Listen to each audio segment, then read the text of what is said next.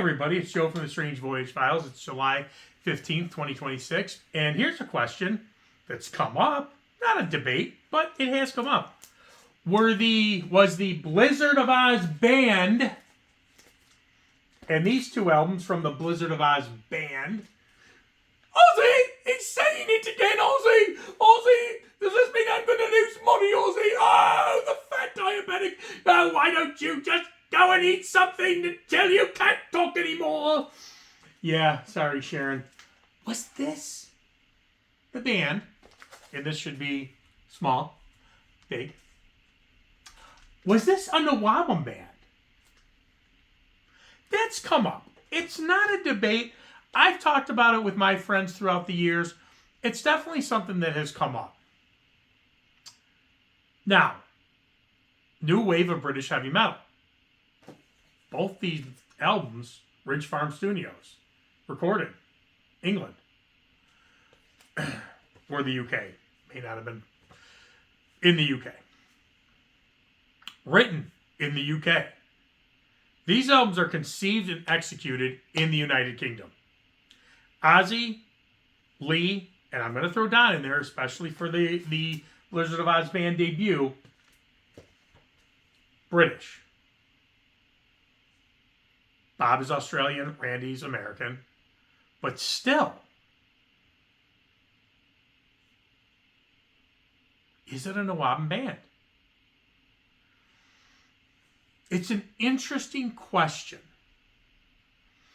because you look at Black Sabbath, and could you say is Black Sabbath a NWOBHM band? No, I wouldn't. It was a well-established band. Judas Priest sometimes gets thrown into NWOBHM. And NWOBHM really starts at about 79, 80. Now, Judas Priest had been around before that. They hit it really big in 80. But does that mean they're NWOBHM? I would say no.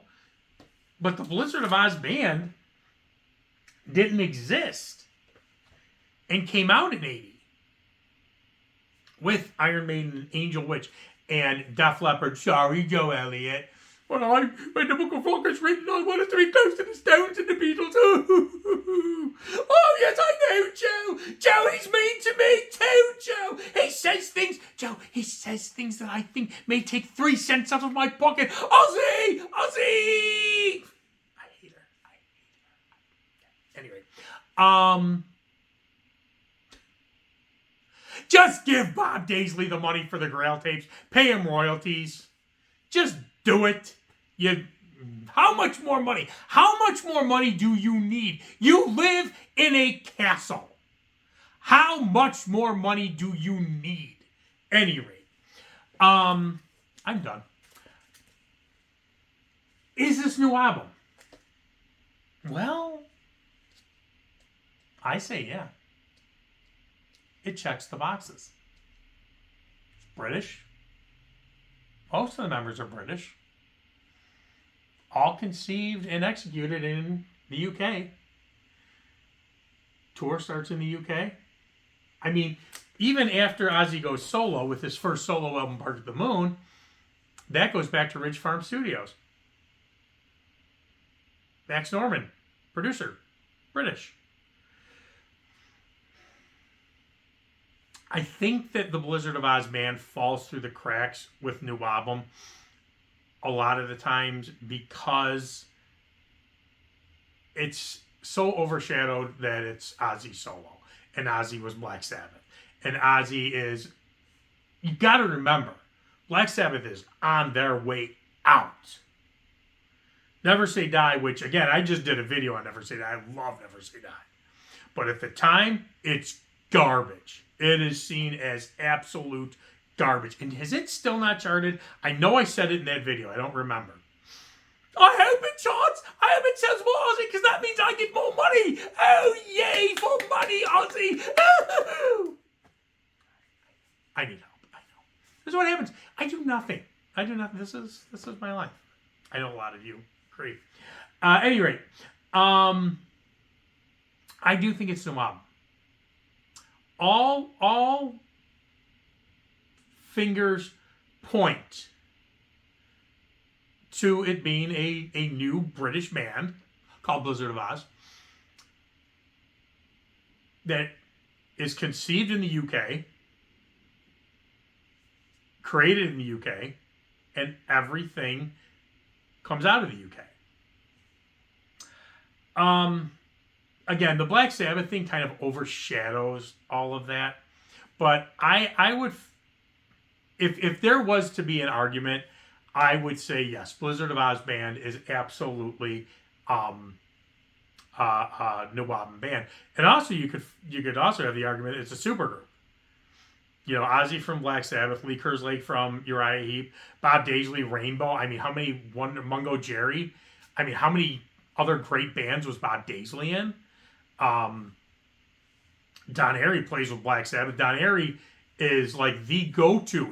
It's to me still, even though he's been in Deep Purple forever, Don Airey, throughout the late 70s and throughout the 80s, he was the keyboardist.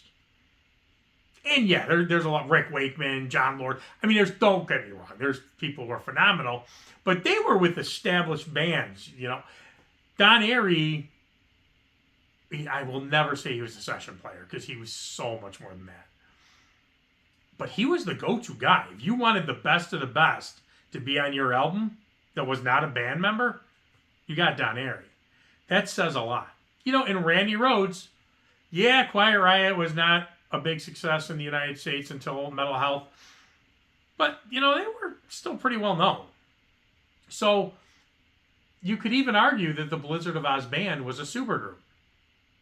I swear, if there's like a new box set or something that says Supergroup, Blizzard of Ozz Band, I want royalties. I do think it's an NWOBHM. I do. It hits all the boxes for me, and God, I dropped my kids off at camp today, and I'm coming back, and on Ozzy's Boneyard is Goodbye to Romance. And, you know, when I say this one is my favorite of the two, because I just have a feeling, I can feel, it almost brought a tear to my eye listening to that song. There is so much soul in that song, and I don't know, I feel like I get sucked into Ridge Farm when I listen to this album. So, yeah. Let me know what you think. Again, this has never been a big debate. This isn't like Van Halen, Van Hagar, you know, and Paul Di'Anno and Bruiser. This is not I don't know anybody's ever argued it, but I know I've talked about it with other people. I've seen it pop up very rarely here and there. Like, hey, what do you guys think? So let me know in the comments. Do you think the Blizzard of Ozz Band was a NWOBHM band? And like, subscribe, and all that stuff. Oh, Ozzy, I will see ya. Probably gonna try to sue me.